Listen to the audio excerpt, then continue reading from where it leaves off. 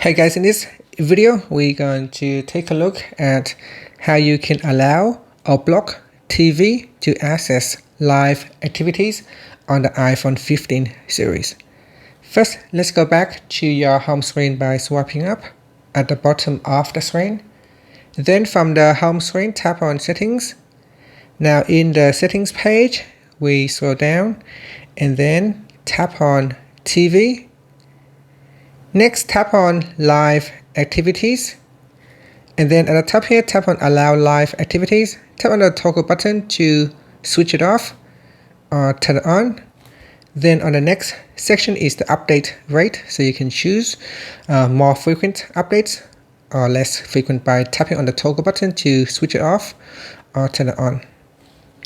And after that, you can tap on the back key or swipe up to go back to the home screen. Thank you for watching this video. Please like and subscribe to my channel for more videos.